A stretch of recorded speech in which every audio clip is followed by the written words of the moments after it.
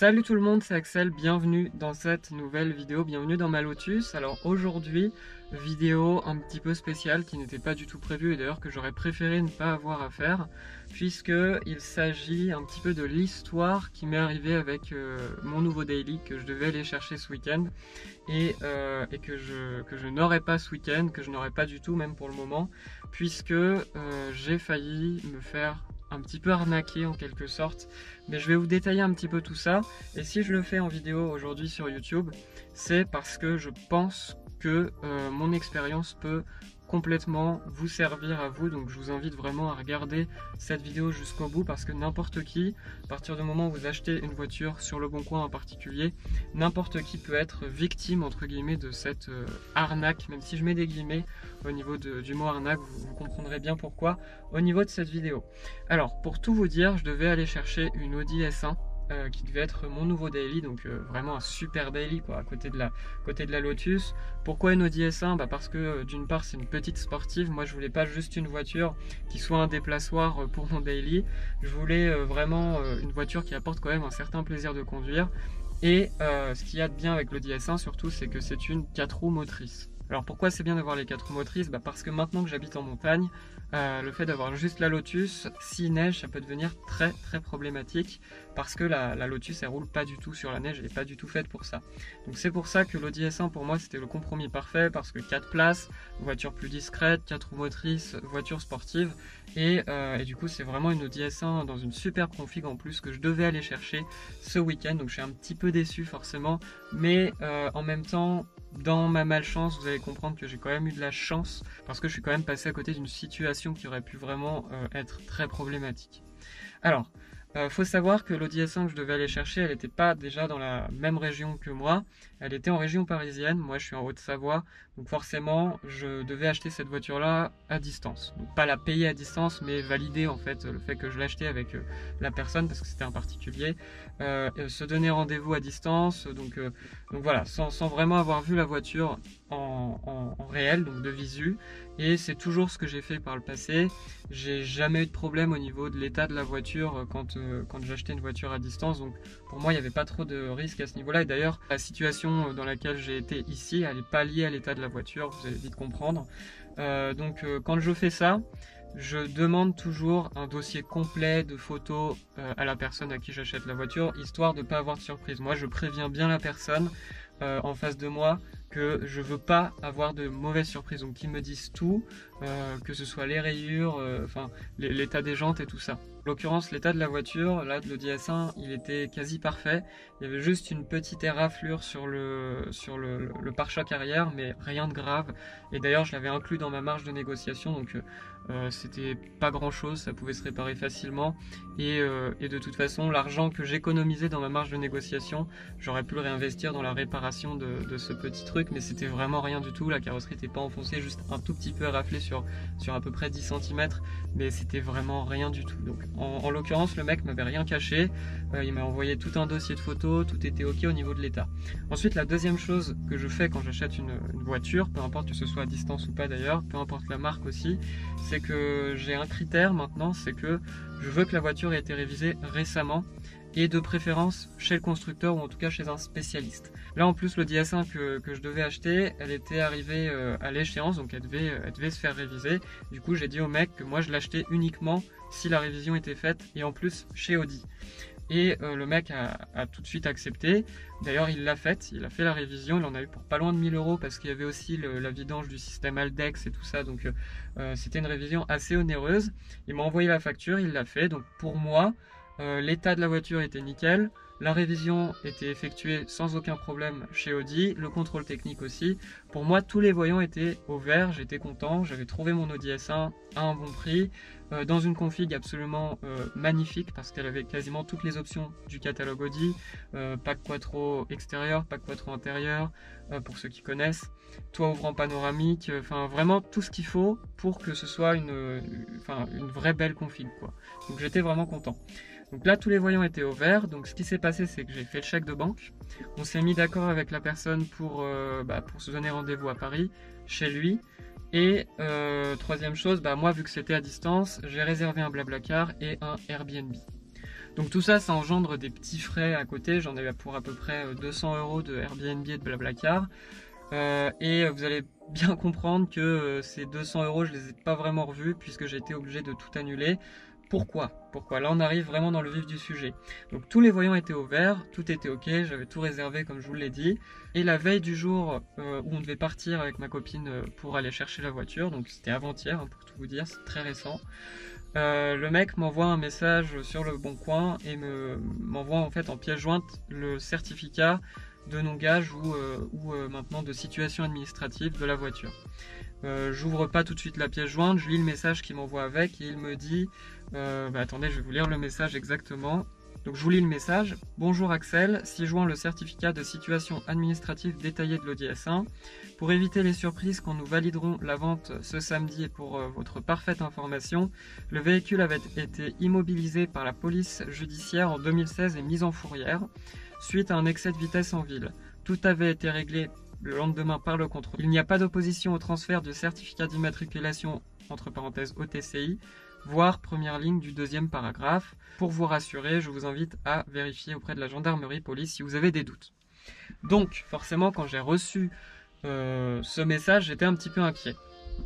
Et d'ailleurs, du coup, je vais vous ouvrir la pièce jointe qu'il avait liée, donc c'est-à-dire le certificat de situation administrative de la voiture, sur lequel il y a écrit immatriculation suspendue. En dessous, il y a marqué motif immobilisation par la police judiciaire, date de la suspension 16 octobre 2016.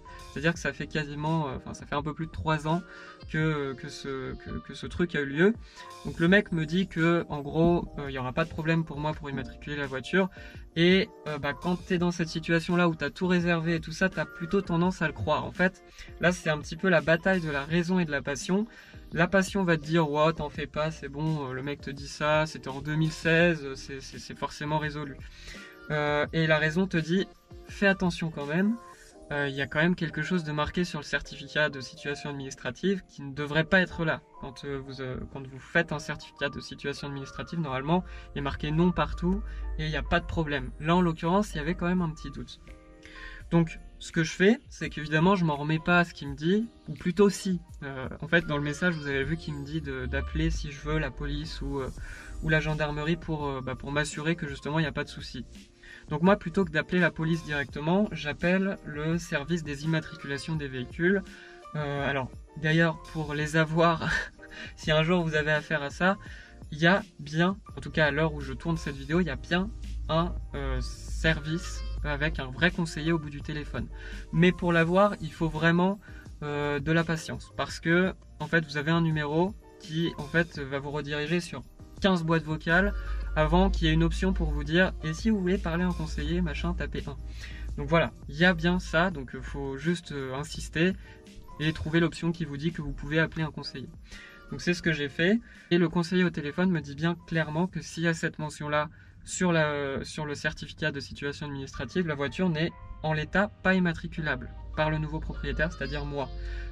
Pour que ce soit immatriculable, il faut absolument que la personne qui est l'actuel propriétaire de la voiture fasse retirer cette mention, soit en réglant le problème si problème il y a, soit en faisant la démarche pour faire retirer cette mention-là. Donc forcément, moi, ça me met un petit peu dans la merde parce que j'ai réservé mon Blablacar, mon Airbnb pour le lendemain où le mec m'annonce ça, alors que ça faisait 2 semaines qu'on parlait de la voiture et tout ça, et qu'il m'annonce ça vraiment au dernier moment, et que du coup, en l'état actuel des choses, la voiture, je peux pas l'acheter, parce que si je l'achète, je vais me retrouver vraiment dans une situation très compliquée. Donc en fait, pour avoir une double confirmation de ce que le conseiller m'avait dit au téléphone, je me rends sur le site Istovec, d'ailleurs que je vous conseille, c'est un site gratuit, qui est mis en place par le gouvernement pour avoir vraiment plein d'infos sur la voiture que vous allez acheter, le nombre de propriétaires, le nombre d'immatriculations, enfin le nombre de changements de certificat d'immatriculation, et aussi l'état actuel de la situation de circulation de la voiture. Donc en gros, moi je vais sur le site Istovec, vous pouvez y aller tant que vous avez le nom et le prénom de l'actuel propriétaire de la voiture et je crois le numéro, enfin un numéro qui est sur la carte grise. Moi j'avais tout ça parce que le mec m'avait envoyé la photo de la carte grise pour l'assurance et tout ça. D'ailleurs la voiture était même assurée, enfin j'avais même fait la démarche de l'assurance pour tout vous dire à quel point c'était clair pour moi que c'était cette voiture et que tout était ok.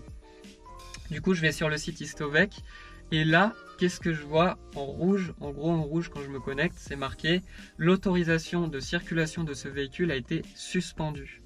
Donc là, pour le coup, le mec qui, en fait, a la voiture, lui-même, normalement, n'a pas le droit de rouler actuellement avec la voiture. Parce qu'il y a quelque chose qui n'a pas été réglé, visiblement, et qui fait que s'il se fait arrêter par la police, ils ont le droit, en gros, je pense, de lui mettre la voiture en fourrière. Et normalement, il n'a pas le droit de rouler avec, puisqu'il y a cette mention-là décrite sur le site Istovec, qui est vraiment un site du gouvernement, encore une fois, donc qui donne des informations normalement qui sont censées être fiables. Donc là, en gros, j'avais le choix de soit croire le mec qui me disait « Oh, il n'y a pas de problème pour immatriculer la voiture », soit de croire ce que le gouvernement met en place justement comme sécurité. Donc là, si tu vas quand même chercher la voiture en connaissance de cause, là tu prends un énorme risque, voire tu te mets pour le coup, quasiment 22 000 euros dans une voiture que tu pourras pas conduire, que tu pourras pas mettre en circulation, en tout cas, où tu pourras pas faire le certificat d'immatriculation à ton nom. Donc là, vous vous rendez bien compte que pour moi, il y avait gros doute et surtout grosse déception, parce que du coup, le mec me prévient au dernier moment de ce truc-là, et moi, j'avais déjà tout réservé, j'étais prêt pour partir, puis même, t'es content, quoi, t'as hâte d'aller chercher la voiture, t'as envie d'avoir la voiture et tout ça. Ça faisait 2 semaines que j'attendais, au dernier moment le mec t'annonce ça. Donc après on peut quand même lui laisser le bénéfice du doute au mec qui me vendait la voiture, en se disant que peut-être que lui-même s'est rendu compte qu'il y avait cette mention lorsqu'il a fait faire le certificat de non-gage en ligne. Mais j'ai quand même des doutes sur cette hypothèse, dans le sens où déjà il a mis énormément de temps à m'envoyer la carte grise. Sans la carte grise, j'aurais pas pu avoir ces infos moi-même. Il a mis du temps, puisqu'à chaque fois, pendant une dizaine de jours, je lui ai demandé la carte grise pour que moi je puisse faire assurer la voiture. Et à chaque fois, il avait une excuse. À chaque fois, il remettait au lendemain. Le lendemain, il me disait que finalement, il n'avait pas pu. Enfin, ça sentait un petit peu bizarre à ce niveau-là, mais bon, tu peux quand même te dire que peut-être que le mec est occupé, a pas eu le temps et tout ça. Mais moi, j'ai surtout l'impression, maintenant que j'ai cette histoire en tête, qu'il a fait en sorte que ça se fasse au dernier moment, qu'il m'envoie la carte grise dans les jours avant que je vienne chercher la voiture, histoire que je réserve tout, que je réserve mon Airbnb, mon Blablacar, que je fasse le chèque de banque pour faire en sorte que je revienne pas en arrière, parce que c'est chiant de se mettre 200 euros dans le vent et de faire annuler un chèque de banque. Donc moi je pars du principe qu'il le savait, et en plus de toute façon il était au courant de cette histoire avec la police, puisque c'était lui le propriétaire à l'époque, c'est marqué sur le site Istovec, alors que dans son message Le Bon Coin il me dit que le problème qu'il y a eu à cette époque, il avait été réglé par le contrevenant, alors que le contrevenant c'est lui, puisque c'est lui qui était propriétaire de cette voiture à l'époque. Donc après moi j'ai quand même cherché à en savoir plus avec ce mec sur Le Bon Coin. Je lui ai envoyé des messages et il m'a donné plus de détails, et c'est assez hallucinant, puisqu'il m'a dit qu'il avait prêté la voiture à un ami qui s'était fait arrêter avec la voiture en gros excès de vitesse et en plus avec des stupéfiants. Donc voilà, je pense que vous doutez bien que j'ai annulé du coup la transaction. J'avais déjà annulé avant d'avoir tous les détails, j'avais annulé à partir du moment où j'avais la confirmation que je pourrais pas immatriculer la voiture, ou alors il faudrait vraiment être complètement débile pour le faire quand même, alors que tu as toutes ces infos-là en poche. Mais je peux comprendre aussi que quand on est dans l'euphorie d'acheter une voiture, on peut ne pas faire toutes ces vérifications-là. Parce que malgré tout, c'est vrai que sur le certificat d'immatriculation, c'est marqué, enfin sur le certificat de non-gage, pardon, c'est marqué qu'il n'y a pas d'opposition au transfert du certificat d'immatriculation. Ça veut donc dire que normalement le mec peut quand même vendre la voiture. Mais ça veut pas dire par contre que le mec qui l'achète derrière peut lui immatriculer la voiture. Donc c'est assez compliqué, c'est des petits détails auxquels il faut faire attention. Peut-être que si j'avais pas l'expérience que j'ai aujourd'hui dans l'achat de véhicules, peut-être que j'aurais pas fait les vérifications que j'ai fait au niveau de l'appel au service des immatriculations. Peut-être que je serais pas allé sur le site Istovec. Peut-être que j'aurais fait confiance au mec en me disant que si lui a la voiture depuis 2016 et roule avec, c'est que certainement il n'y a pas de problème. Après, encore une fois, on peut lui laisser le bénéfice du doute aussi. Peut-être qu'il y a eu un bug informatique où le problème a effectivement été réglé en 2016, mais la mention n'a pas été enlevée du certificat. Mais bon, moi, maintenant que j'ai tous les détails, Je suis pas pressé, j'ai pas besoin tout de suite d'une Audi S1 forcément, je suis très bien avec ma Lotus. En plus on sort de la période hivernale, donc je vais en avoir encore moins besoin pour en tout cas le côté 4 roues motrices. Donc je préfère prendre toutes les précautions, annuler dès qu'il y a un doute et partir sur quelque chose où je suis 100% sûr qu'il n'y aura pas de problème. Donc voilà pour l'histoire, j'espère pas que ça vous a plu mais que ça vous servira. Que cette expérience pourra vous servir. La morale de cette histoire, c'est faites attention sur le bon coin, faites attention quand vous achetez un véhicule d'occasion à un particulier ou même à un professionnel, ça peut aussi arriver. On peut être serein sur l'état de la voiture, sur l'état mécanique, esthétique, mais il y a toujours d'autres choses à vérifier. Peut-être que d'ailleurs il y aura d'autres choses encore que je devrais vérifier, que je connais pas à l'heure actuelle.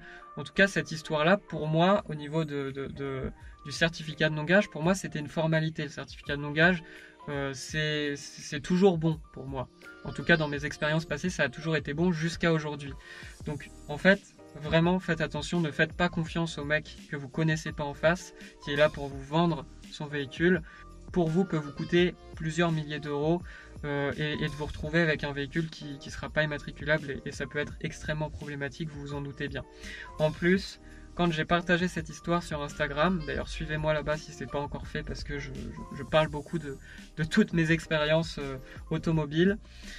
Il y a des gens qui m'ont répondu à mes stories en me disant que ça leur était arrivé et qu'il y a même une personne en particulier qui se reconnaîtra peut-être si elle regarde cette vidéo, qui a acheté un véhicule récemment, c'est son premier véhicule en plus, qui en a besoin pour aller travailler, qui a apparemment eu un certificat de non-gage sur lequel il n'y avait rien marqué, contrairement à moi, et il ne peut pas faire immatriculer la voiture parce que le précédent propriétaire n'a pas payé ses amendes qui s'élèvent à plusieurs milliers d'euros, n'est pas solvable, et du coup il est dans la merde parce que la préfecture ou la sous-préfecture ne veut pas faire immatriculer sa voiture à son nom, et ça le met dans une situation extrêmement problématique, un petit peu comme c'est le cas, ça aurait pu être le cas avec l'Audi S1 que je devais acheter, où il ne peut pas faire immatriculer la voiture et où il se retrouve avec une voiture qu'il ne peut pas conduire, qui ne peut pas circuler.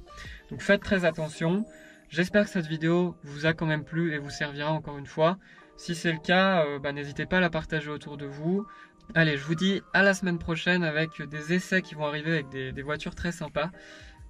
Du coup voilà, c'est la fin de la vidéo. Salut!